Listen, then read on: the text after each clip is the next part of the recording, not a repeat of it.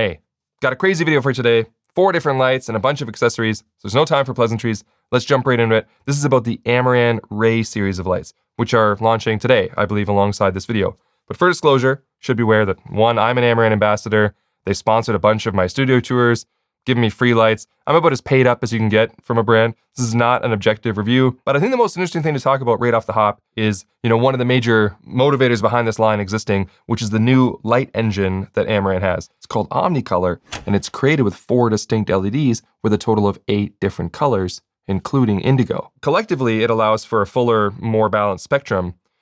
But if you've ever watched light videos before, bozos like me get their Sekonic C800 out and they measure it for SSI, which is like how close does the light match a known source, whether it's tungsten or daylight. Tungsten would often get a better score, but daylight was usually worse because it's hard to replicate that sort of near UV range of sunlight.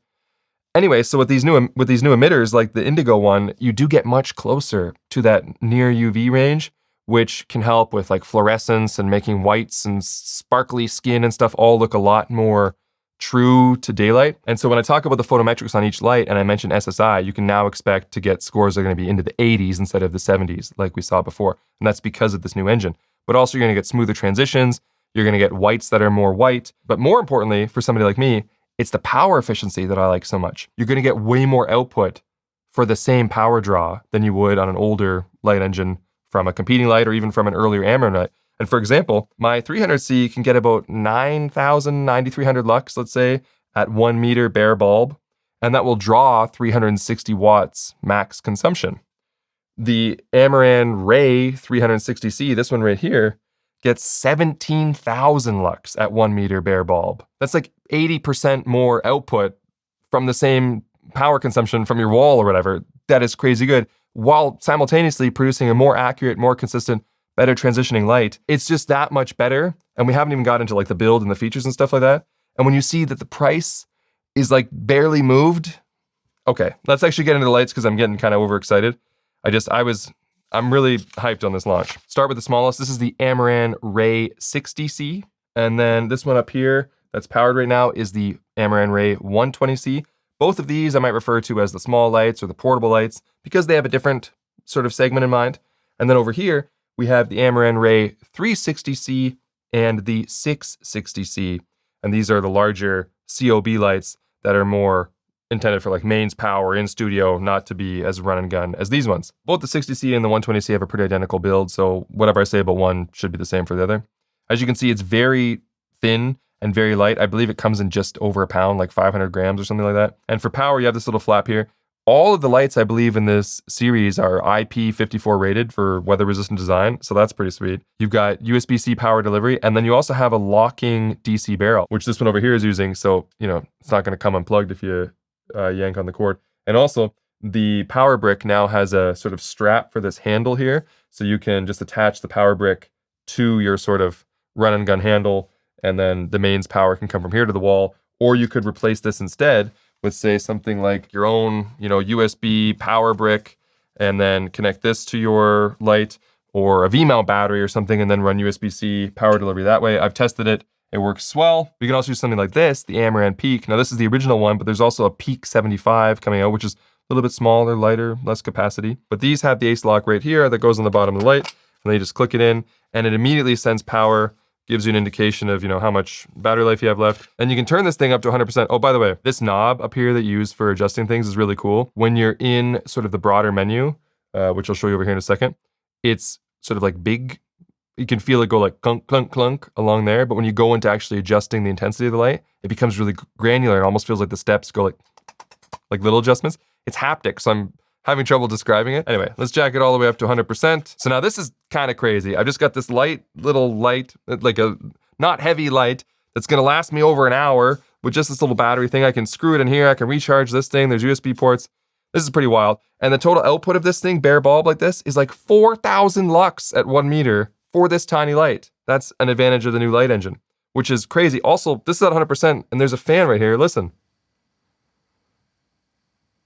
I can hardly hear it this far away. Just an excellent 60 watt tiny little light. Okay, let's go over here to the 120C, which is already set up. This one's on mains power. Like I said, you can really feel the individual clicks, or you can And when you do, as you can see, you can let it just kind of, if you activate this sort of auto scroll function, so if you really let it, it'll just finish going all the way for you.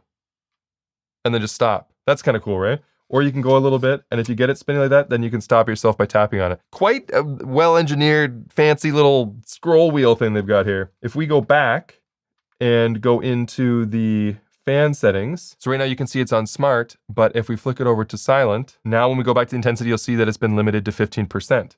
And if we try to increase it past that, it won't work. You can go down, but you can't go by 15%. This is something I've been asking for a really long time from light manufacturers. Conventionally, what would happen is when you put it in silent mode, it would still have its own 0 to 100%, but the 100% in silent mode would be different than what 100% in smart mode would be. So you'd have to figure it out. Maybe it's 10%. So you'd say, okay, I'm at 100% in silent, which is 10% in smart.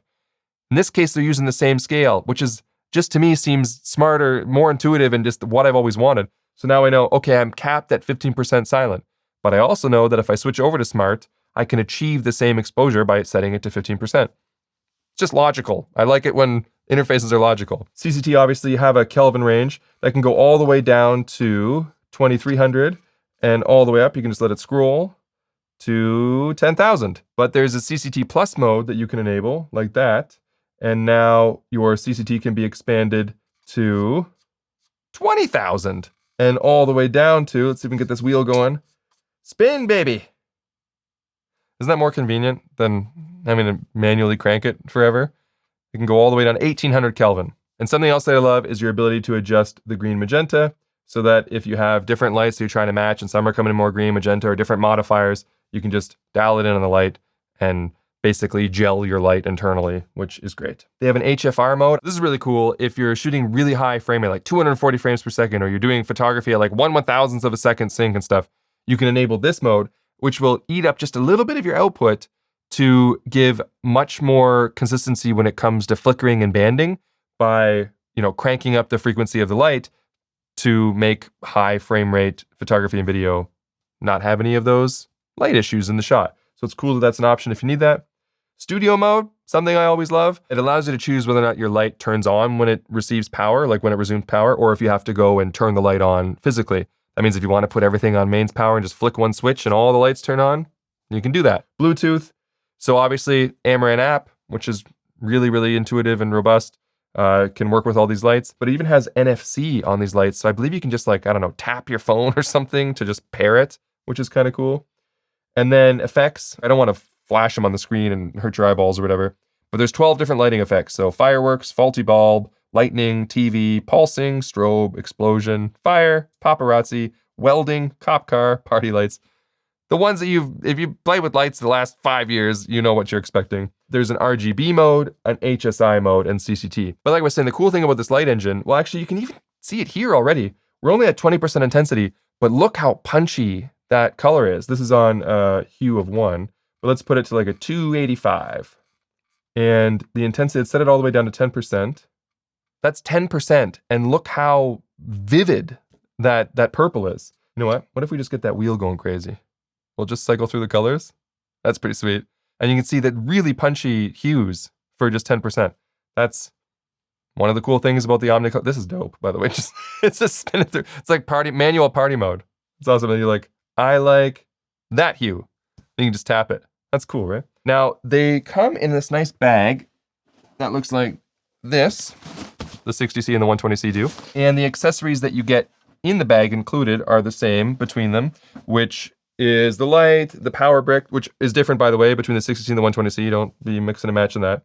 And then they also come with a little mini Octodome 30, which uses Amaran's latest one snap setup thing. So you just kind of unfold this. There's a little lever here. You can just pull on that. This is cute.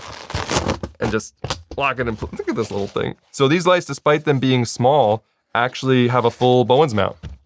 So you can lock it in, and then if you are gonna Hollywood your little light, now you've got a little modifier on there as well, and it comes with some diffusion material and a grid. And all this is included in just the kit. And there you go. I always for some reason, I'm a sucker for cute little modifiers. But of course, if you wanna use any of the other Amaran modifiers, which they have a big collection of them now, a lot of which have this one snap setup, which is crazy fast. Check this out. There, flat. I don't know, wrap this little thing around it if you want. Boom. Now these ones over here, the 360C and the 660C, I can show you the interface on this one. You'll see it's pretty much identical. The knob is a little bit different. It's right here, a little bit more conventional placement, but it does also have the haptic feedback thing. So if you go in there, it's tiny little clicks.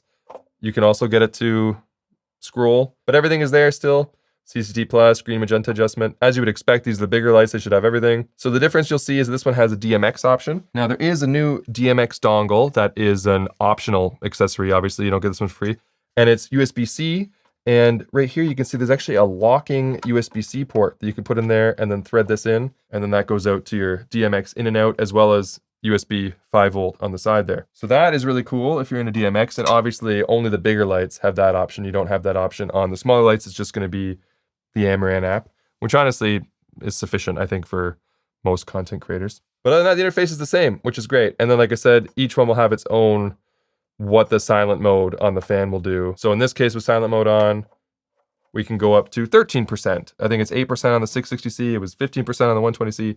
But I like how it just shows it and stops. Something else I forgot to mention is that both this handle, so this is all comes with this thing. It's like a handle that you can put the brick here, whatever, hold the light ace lock. It also has an umbrella holder. I don't want to blind you, but there's an umbrella holder. What am I doing? No, it's in my own face. There's an umbrella holder right here, which is kind of cool that they included that for people who just want a quick sleazy modifier. Even on the 360C, there's an umbrella holder right here, which is kind of cool. I just like having that option. Like, obviously, you can use your Bowens modifiers, but what if you're just like, I just want to throw an umbrella on there? I like that it has it. The 660 doesn't, because this is using a big, massive yoke. Now, something interesting about these lights, both the 660 and the 360C, is that there's just a single cable for power that runs into them. And that's because there is no power brick that's going to be separate and dangling. It's built into the light. It does add a little bit of size and weight to the light, obviously, but it simplifies the setup for people that just want a sort of an easy home studio type setup, or even if you are bringing them on the road, you just basically need, an extension cord or stinger for this. But it does have a nice locking, Nutric type connector here. And again, IP54, weather resistant. And again, as you can see on this one, a really big heat sink on top and nice big fans, which generally speaking, the larger the fan, the quieter it can run while still getting the job done. And both of these lights achieve that, which is great. Why don't we put this light on high intensity and maybe we can have a listen while we talk. Okay, I'll let that run for a minute and then we can talk about the fan speed. But I did want to talk about the yoke. So they're a little bit different between the two. On this one, it's a much more simple, smaller, little tilty job here with the handle. This is all metal, which is good. So it's nice and strong. The handle is plastic, but the hardware inside of it is metal. I think it should last a reasonably long time with normal use. The 660C, however, does have a full proper metal yoke, similar to what you would get from like a Pro line light. In fact, really the 660C doesn't feel anything like a cost-effective consumer option. It feels really professional all the way through, and that yoke is serious business. Okay, I can hear that the fan ramped up to its loudest, so I'll be quiet for a second so you can hear the microphone is right here just above my finger, and the fan is right there. They're probably 50 centimeters from each other. It sounds like it might be a little bit louder than the smaller lights, but still much quieter than a lot of other lights that I've used. Let's talk pricing. The 60, that kit of everything I just showed you, I think is going to be $189. Now, if you compare that, which I think is the only way you can really figure out the pricing, to something like a 60XS, and this one obliterates it in the output and the features and the fact that it's full color, and like the price difference on the cheapest light is only like $30 to get all of that awesome technology. On the 120, it might be even more compelling because it's only $259 for the 120. And if you compare that to the Amaran 150C, it was $251, so pretty much the same price. But this new light is 22% more output and 85% smaller.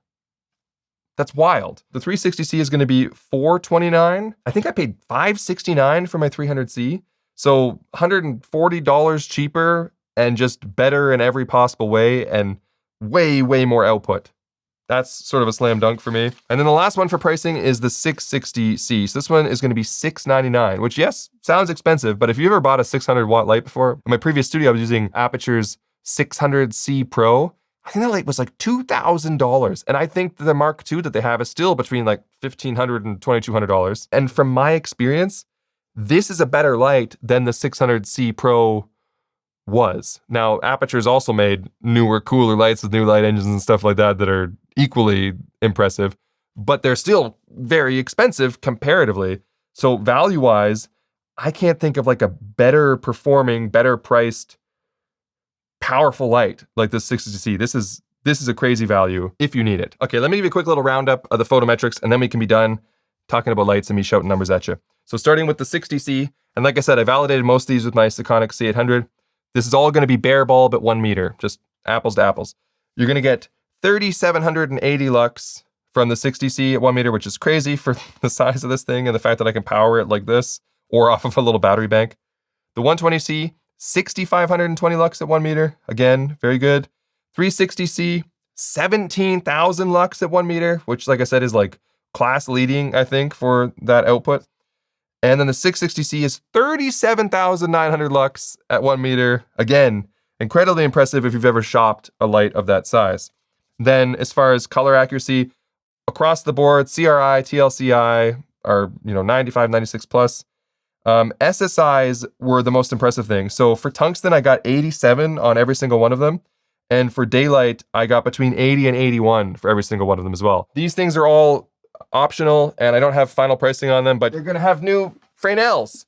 A big boy Fresnel for the big boy lights, and a cute little smaller Fresnel, both with barn doors, for the smaller lights, which is nice. And then also for the smaller lights, because it comes with the little octadome, there's gonna be an optional accessory if you wanna just run like a small little mini reflector. And I think that's it. This has been a hard video to explain everything in one package. I probably should have made 4 videos. But good job, Amaran. These lights are excellent. And for me, it's going to be an easy recommendation now when people say, hey, what kind of light do I need for this or that? I feel like these are just providing the solution for performance to dollar. I haven't seen anything with this good of performance for the price, I think, anywhere else. Yeah. All right. I'm done.